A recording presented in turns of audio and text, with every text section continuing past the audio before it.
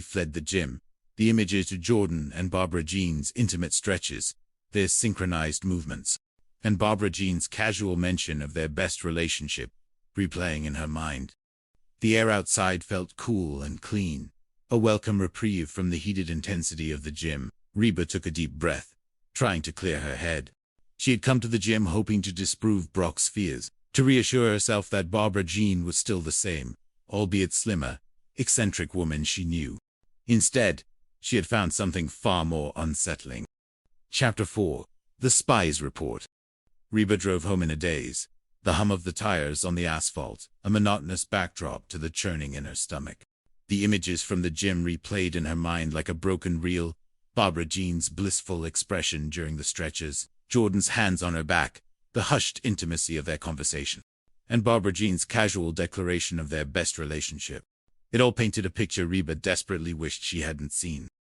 She found Brock pacing anxiously in her living room, a furrow etched between his brows. He looked up as she entered, his eyes wide with a mixture of hope and dread. "So, did you see him?" Brock asked, his voice barely a whisper. "What's he like? Is he little? Could I take him?" Reba slumped onto the couch, feeling utterly drained. "He's big, Brock, but he's not as big as Dot." Brock blinked, confused. "Dot? Never mind." Reba waved her hand dismissively. "That's not important right now." She took a deep breath, steeling herself for what she had to say.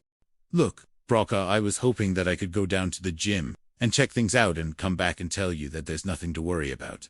But—" She paused, the words catching in her throat. "How do you tell your ex-husband that his current wife might be having an affair, especially when that current wife is also, inexplicably—" "That's it," Brock said, his voice dropping, a look of grim resignation settling on his face. He didn't need to hear the rest. He knew. "Reba, come on," he urged, his voice cracking. He wanted to hear the full confession, the damning details, even if it shattered his world. Reba closed her eyes, picturing Barbara Jean's beaming face, her genuine happiness. A part of her still couldn't reconcile that image with the idea of betrayal, but the evidence was too compelling. "Okay," Reba said, her voice barely audible. "I don't know if they're having an affair or not, but if they keep working out like that, they might be having a baby."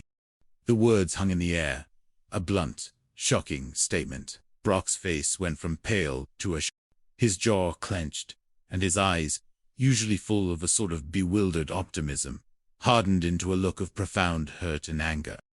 "Man, I knew there was something going on," Brock muttered, running a hand through his hair, his voice laced with a bitter triumph. The confirmation, however painful, was still a confirmation. His fears had been justified.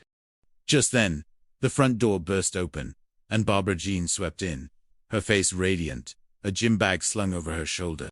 She was humming a cheerful tune, completely oblivious to the storm brewing in Reba's living room. "Hey everybody, I'm here. And I'm saying—" "Well," she began, her voice bubbling with good cheer. She stopped abruptly, sensing the sudden, heavy silence in the room. Her gaze flickered between Reba's somber expression and Brock's thunderous face. Her smile faltered. "Oh, hi, honey," Barbara Jean said, her voice losing some of its usual sparkle. "Don't you hi honey me," Brock growled, his voice low and dangerous. Barbara Jean's eyes widened. "What are you talking about?" "Did you honestly think that I wouldn't find out about you and Jordan?" Brock demanded, his voice rising, a tremor of raw pain beneath the anger. Barbara Jean stared at him, bewildered. "What? We were working out?" It was perfectly innocent. She turned to Reba, a desperate plea in her eyes. "Reba, tell him what you saw." Reba shifted uncomfortably on the couch. "I don't want to get involved," she mumbled, knowing full well she was already neck-deep in it, any more than I already am. Brock misinterpreted Reba's reluctance as further proof. "She said you're having an affair, Barbara Jean. She said you're practically having a baby with him." Barbara Jean's eyes blazed, a mixture of shock and fury replacing her confusion. "Okay, Jordan and I are not having an affair. He's gay." A stunned silence descended upon the room. Reba and Brock stared at Barbara Jean, their mouths agape. "What?" Brock finally managed, his voice a disbelieving squeak. Barbara Jean threw her hands up in exasperation. "Reba, do you honestly think I would let a straight man grab my breasts?" "Excuse me," Brock roared, all previous theories dissolving into a new wave of outrage. He grabbed your breasts. He's gay, Barbara Jean repeated, her voice laced with exasperated patience. He wasn't touching them. He was arranging them. Reba felt a slow, dawning comprehension. The stretches, the close proximity, the phallus. It all made a horrifying, yet undeniably logical, sense. Jordan, the professional trainer, simply doing his job, albeit with a flamboyant flair that Barbara Jean, in her innocent enthusiasm, had completely misconstrued, and Reba, in her anxious suspicion, had likewise Okay, then, Reba said, a nervous laugh escaping her lips. Everything's fine. Carry on with your lives. She felt a wave of profound relief, mixed with a healthy dose of embarrassment.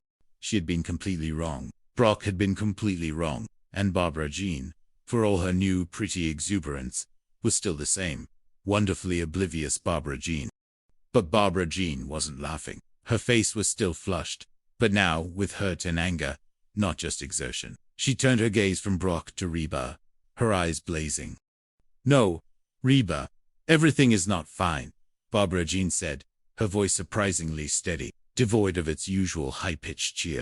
I had no idea you were so threatened by the new me. The slim waist, the toned legs, the phallus, she gestured pointedly at her chest.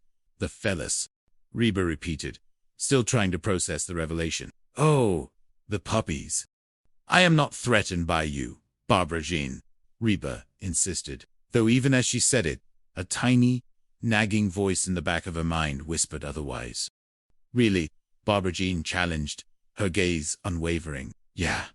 Then why'd you go down to the gym? What? Were you spying on me? Reba winced.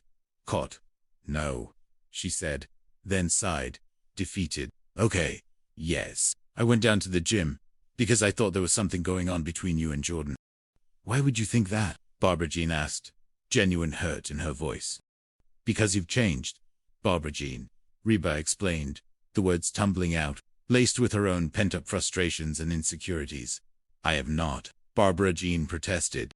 Yes, you have, Reba countered, standing up, her own anger finally surfacing. Ever since you lost all that weight, you're pushy and obnoxious, and you always want to be the center of attention.